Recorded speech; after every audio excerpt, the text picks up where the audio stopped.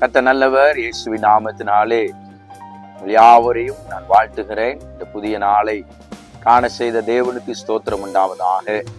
நாளுக்குரிய வார்த்தையை நாம் தியானிப்போம். அது யோபுவினுடைய சரித்திரத்தின் புஸ்தகம் 42வது அதிகாரம் அதனுடைய 2வது வசனம். அங்கே வசனம் இப்படியாக இருக்கிறது: தேவரீர் சகலத்தையும் செய்ய வல்லவர், நீ செய்ய நினைத்தது தடைபடாது என்பதை அறிந்திருக்கிறேன்.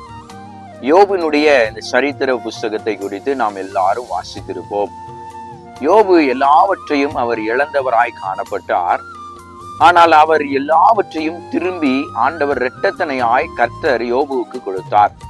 அப்ப யோபு ஆண்டவரை பார்த்து சொல்லுகிற வார்த்தை என்னவென்றால், ஆண்டவரே, நீ சகலத்தையும் செய்ய வல்லவர், நீ செய்ய நினைத்தது ஒரு நாளும் தடைபடாது என்பதை அறிந்திருக்கிறேன் என்று சொன்னார்.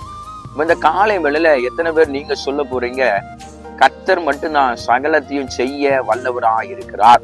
இந்த உலகத்துல நீங்கள் எத்தனையோ முயற்சிகளை ஏறெடுத்திருக்கலாம், எத்தனையோ இழப்புகளை நீங்கள் அடைந்திருக்கலாம். ஆனாலும் எதை குறித்தும் கவலைப்படாதீங்க. கர்த்தர் உங்களுக்கு இழந்த எல்லாவற்றையும் இரட்டத்தனையாய் திரும்ப கொடுப்பதற்கு அவர் போதுமானவராய் இருக்கிறார்.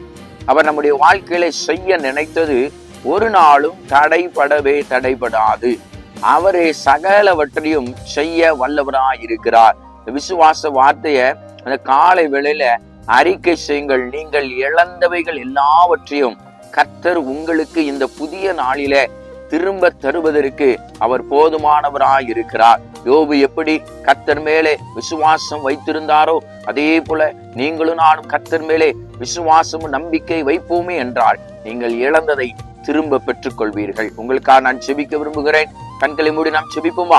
அன்பின் பரலோக பிதாவே, இந்த காலை வேளையிலே யோபுவினுடைய சரித்திர புஸ்தகத்தினுடைய ஆண்டவரே ஸ்தோத்திரம்பா. 42வது அதிகாரம் 2வது வசனத்தின்படி நீர் எங்கள் வாழ்விலே சகலத்தையும் செய்ய வல்லவர், செய்ய நினைத்தது தடைபடாது. நாங்கள் எவைகளெல்லாம் இழந்திருக்கிறோமோ எல்லாவற்றையும் நீரே எங்களுக்கு திரும்ப தரும்படி செபிக்கிறோம். இந்த வீடியோவை பார்க்கிற ஒவ்வொருவரையும் இந்த வார்த்தை கொண்டு ஆசீர்வதிக்கிறோம். இயேசுவின் மூலம் செபிக்கிறோம் நல்ல பிதாவே, ஆமேன். கர்த்தர் உங்களை ஆசீர்வதிப்பாராக. ஆமேன்.